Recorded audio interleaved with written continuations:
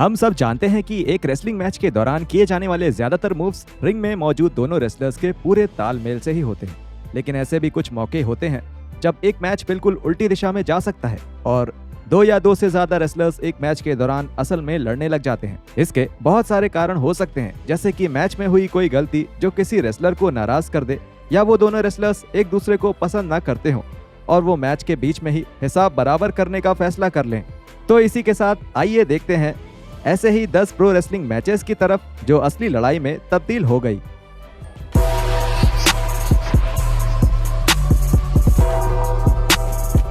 Number 10, Koko B Ware versus the Masked Patriot. बहुत सारे fans को कोको बीवेयर अपने प्यारे बर्डमैन के किरदार की वजह से याद होंगे, जिसकी वजह से उन्हें 2009 में WWE के हॉल ऑफ फेम में भी जगह मिली। लेकिन जो चीज ज्यादातर फैंस को नहीं पता है वो ये है कि 1980 के दशक में उनके चहीते रेसलर एक ऐसे मैच में शामिल थे जिसमें असल लड़ाई शुरू हो गई थी। कॉन्टिनेंटल रेसलिंग एसोसिएशन प्रमोशन के लिए कोको का मैच द मास्क्ड पेट्रियट के खिलाफ हो रहा था। तभी मैच में बहुत बुरी तरह मारपीट शुरू हो गई।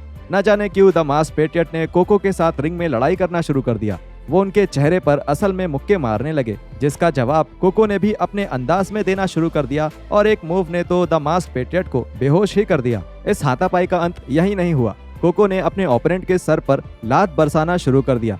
फिर कोको ने द मास्क्ड पेट्रियट को उठाया और उन्हें एक असली ब्रेन बस्टर देकर गिरा दिया और जीत हासिल कर ली। Number 9, Chris Jericho versus Shane McMahon.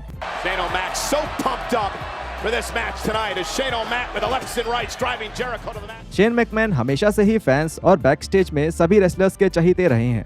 इतने चहीते कि कई बार बहुत सारे रेसलर्स ने खुद आगे आकर ये कहा है कि शेन के साथ रिंग में काम करना उनके करियर की एक बड़ी सफलता रही है। पर ऐसी बात रेसलिंग के लेजेंड क्रिस जेरिको के लिए नहीं कही जा सकती, जिनकी शेन मैकमैन के साथ 2016 की सर्वाइवर सीरीज में लड़ाई हुई थी। शेन और जेरिको दोनों ही traditional Raw versus SmackDown match में अपनी टीम्स की तरफ से लड़ रहे थे। मैच के दौरान बिना किसी वजह के शेन जेरिको के चेहरे पर असली मुक्के मारने लगे। जेरिको बताते हैं कि शेन ऐसा किसी बुरी सोच के साथ नहीं कर रहे थे, बस वो उस मैच को लेकर थोड़े ज्यादा जोश में आ गए थे। जेरिको ने इसका बदला लेने के लिए शेन को पहले कुछ गालियां और फिर सीधे उनके चेहरे पर लात मारी, ताकि शेन को समझ आ जाए कि अब उन्हें शांत हो जाना चाहिए।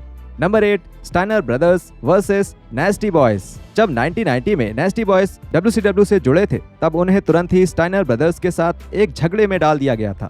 इसका कारण ये था कि बहुत सारे WCW रेसलर्स उस समय ये शिकायत कर रहे थे कि स्टाइनर ब्रदर्स रिंग में कुछ ज्यादा ही आक्रामक हो जाते हैं और इसी वजह से कोई उनके साथ काम नहीं करना चाहता था। इसलिए जब ये दोनों टीम्स हैलोवीन हैवक पे-पर-व्यू में आमने सामने आई, तब मैच में असली और नकली में फर्क करना मुश्किल हो गया। दोनों ही टीम्स पूरे मैच के दौरान असली मूव्स मारते रहे। ये तो साफ था कि रिक और स्कॉट स्टाइनर इस मैच में जाते वक्त ये सोचकर गए थे कि सब उनके हिसाब से ही होगा, लेकिन जब नेस्टी बॉयज ने उनको असल में मारना शुरू कर दिया, तब ये एक अलग तरह का मैच बन गया। Number 7, Brock Lesnar versus Braun Strowman. Brock Lesnar इस दुनिया के सबसे ताकतवर रेसलर्स में से एक माने जाते हैं। इसलिए जब ब्रॉन स्ट्रोमैन ने 2018 में उनके ऊपर थोड़ी असली मूव्स आजमाने की कोशिश की, तो उन्हें बहुत बुरी तरह से समझ आ गया कि द बीस्ट से कोई पंगा क्यों नहीं लेता। ऐसा एक ट्रिपल थ्रेट मैच के दौरान हुआ था, जिसमें WWE के लेजेंड केन भी शामिल थे। मैच में ब्रॉन ब्रॉक लेसनर के साथ थोड़ा ज्यादा आक्रामक हो गए और उन्हें घुटने और मुक्कों से असल में मार दिया। लेसनर ने जवाब में ब्रॉन के चेहरे पर मुक्का मारा। ये साफ हो चुका था कि अगर ब्रॉन ने खुद पर काबू नहीं किया तो ब्रॉक उन्हें इस रिंग में इतना मारेंगे जितना वो जीवन भर में नहीं पिटे होंगे। ब्रॉन के मुताबिक जब दोनों रेसलर्स बैक स्टेज में पहुंचे, तब ब्रॉन ने लेसनर से माफी मांग ली थी और उसके बाद दोनों में कोई भी लड़ाई नहीं थी। Number 6, Ken Shamrock versus Vader. Vader और शैमरॉक दोनों ही रिंग में कदम रखने वाले सबसे मजबूत रेसलर्स में से एक हैं और 1997 का in your house a cold day in hell वाला मैच इस बात की गवाही भी देता है।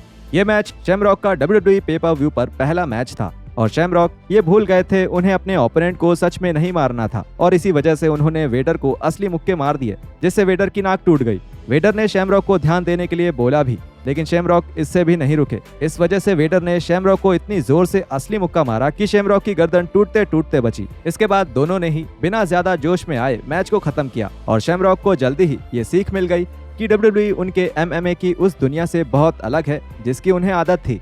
Number 5, Perry Saturn versus Mike Bell. 2001 में WWE मेडल की टेपिंग के दौरान जब माइक बेल और पेरी सैटर्न का सामना हुआ, तब ये मैच सैटर्न के लिए केवल एक आसान मैच होने वाला था।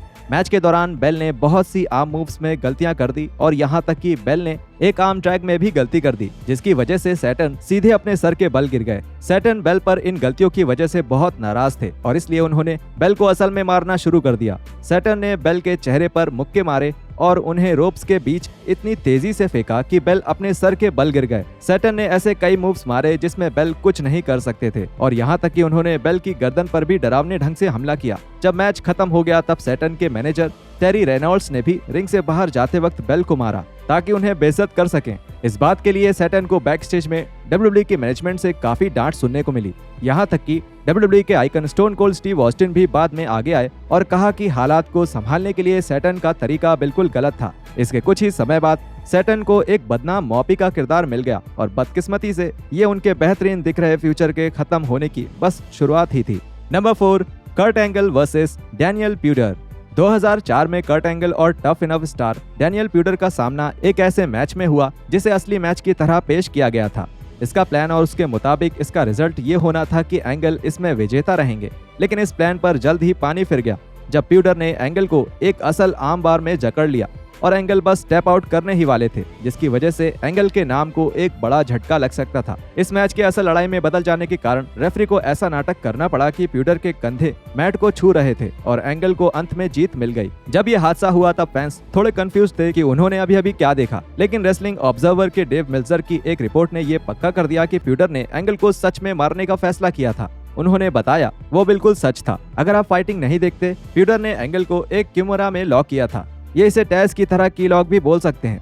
हालांकि टैज ने ये सामने नहीं आने दिया कि मूव पूरी तरह से की गई थी। न सिर्फ एंगल उस मूव से बाहर नहीं आ पा रहे थे, लेकिन बहुत सारे MMA के फाइटर्स भी उतनी देर में हार मान चुके होते। साफ था कि एंगल हार नहीं मान सकते थे। रेफरी ने 3 तक गिनती कर दी, जबकि प्यूडर का कंधा पूरी तरह मैट पर लगा भी नहीं था। वो सब खत्म करना चाहते थे, क्योंकि सच ये है कि अगर ये कुछ और सेकंड्स चलता या प्यूडर ने पकड़ नहीं तोड़ी होती तो एंगल को सर्जरी के लिए जाना पड़ सकता था। Number 3, APA versus the public enemy. Bradshaw और फारूक दोनों ही बिना किसी बकवास के रेसलिंग करने के लिए फेमस थे, खासकर की एटीट्यूड एरा के दौरान। इसलिए जब APA और द पब्लिक एनिमी के बीच उनके मैच फिनिश को लेकर बैक स्टेज में कुछ दिक्कत हो रही थी तो APA ने द पब्लिक एनिमी को मैच के दौरान सच में मारना शुरू कर दिया था। ब्रूस प्रिचर्ड ने बताया कि APA को लगा कि the public enemy match finish को लेकर बहस करके उनकी बेइज्जती कर रहे हैं और फिर APA ने फैसला किया कि बुरी तरह मारकर उन्हें उनकी गलती का एहसास कराया जाए। मैच के बाद दोनों टीम्स ने हाथ मिलाए और अपने रास्ते अलग कर लिए।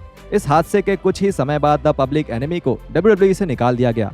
इसका कारण ये बताया गया कि दोनों इससे बाहर नहीं आ पा रहे थे, लेकिन सभी का ये मानना है कि इस हादसे ने कहीं ना कहीं उन्हें WWE से बाहर करवा दिया। Number 2, William Regal versus Goldberg. WCW में 1998 में विलियम रीगल और गोल्डबर्ग के बीच का मैच WCW के इतिहास के सबसे बदनाम मैचेस में शामिल है। ये मैच एक आसान जीत वाला मैच होना था, जिसमें गोल्डबर्ग एक और जीत हासिल करने वाले थे, लेकिन रीगल ने गोल्डबर्ग से इमेच्योर स्टाइल रेसलिंग मूव्स के साथ सच में लड़ने का फैसला कर लिया।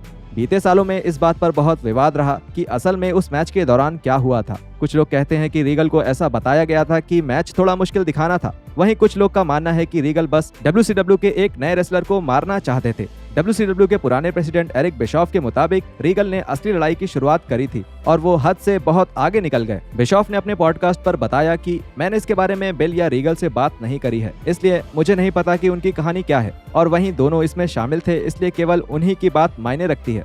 मैं आपको बता रहा हूँ कि उस मैच के पीछे मेरी क्या उम्मीद और सोच थी, लेकिन मेरे हिसाब से मिस्टर रीगल के लिए पूरे सम्मान के साथ मैं कहूँगा कि वो हद से ज्यादा आगे चले गए थे। हम जितना आगे उन्हें जाने देना चाहते थे, वो उससे कहीं ज्यादा चाहते थे। ये जरूरत से ज्यादा बढ़ गया था। Number 1, Nia Jax versus Charlotte Flair. सुनने में तो नाया जैक्स और शार्लेट फ्लेयर के बीच का मैच एक आम मैच जैसा ही लगता है जो फैंस रॉ पर देखना चाहते हैं, लेकिन ये मैच इन दोनों रेसलर्स के पहले के मैचेस से बिल्कुल अलग था। ये मैच 30 अगस्त 2021 के रॉ के एडिशन में हुआ था और मैच के दौरान दोनों रेसलर्स एक चौंकाने वाले तरीके से एक दूसरे को सच में मारने लगे। दोनों ही एक दूसरे को असली थप्पड़ और मुक्के मार रही थी और ये सब अचानक हो रहा था क्योंकि इन दोनों की आपस में काफी अच्छी बनती थी और ये रिंग के बाहर काफी अच्छी दोस्त भी थी। PW इनसाइडर की एक रिपोर्ट के मुताबिक मैच के बीच में दोनों में कुछ अनबन हो गई थी, जिसकी वजह से ये असल में लड़ने लगी। हालांकि उन्होंने उस लड़ाई के असल मुद्दे के बारे में ज्यादा नहीं बताया। PW इनसाइडर ने यह भी बताया कि बैक स्टेज में जाने के बाद दोनों रेसलर्स बिल्कुल ठीक थी और ऐसा लग रहा था जैसे रिंग वाला मुद्दा वहीं सुलझ चुका था।